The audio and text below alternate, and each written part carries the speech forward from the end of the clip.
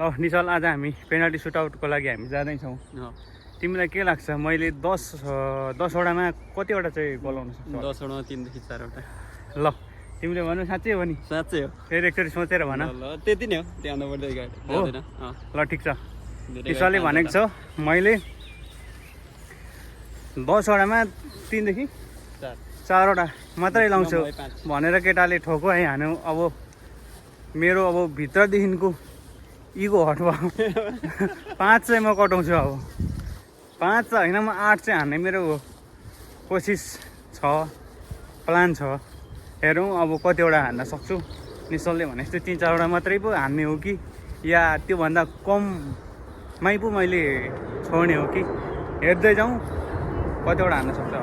आज हामी पेनाल्टी सुटआउटमा 10मा 10 छिराउनेछौँ। त्यसमा विनोद दाई चाहिँ किपर हुनेछ भने म चाहिँ 10वटा पेनाल्टी हान्नेछु आज।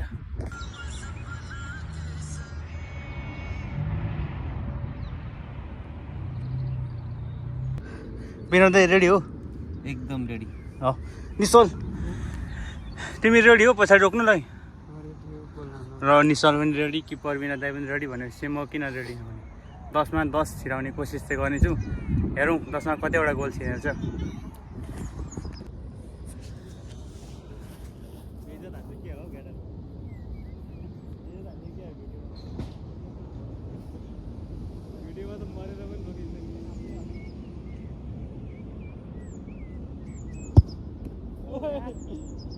हावामा उड्यो।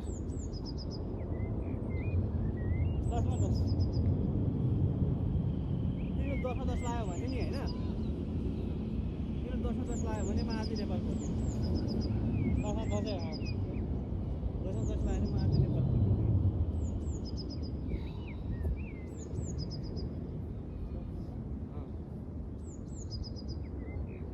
खुट्टा पो लुलो भएको त हात त छ नि। भयो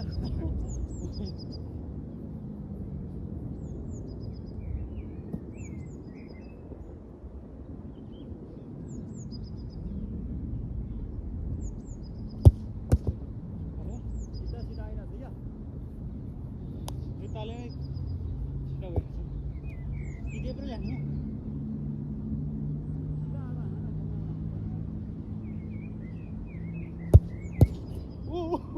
यो त गोलै हो। 4मा 2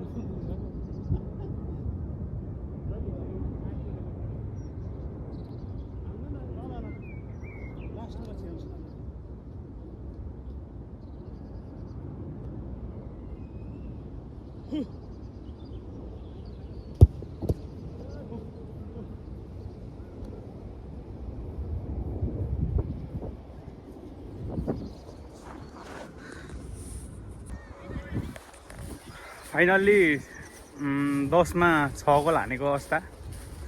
विनोद दाईलाई आज सुली चेपाइयो के हो। विनोद दाई कस्तो लाग्यो त मेरो आजको पावर सुट? खासै राम्रो त होइन, मैले रोकेको हो। मेहनत चाहिँ गरेको विनोद दाईले, तर मैले पनि मेरो दमबली भए हुन्छ जसम्म चाहिँ हानेको यो यतिको। त्यो आज अलिकति अस्तिको भन्दा इम्प्रुभमेन्ट भएको छ, अघिको होइन हो। भनेपछि अबको फेरि नेक्स्ट पेनाल्टी सुटआउटमा 10मा 10 हान्ने हो चाहिँ मेरो प्लान छ।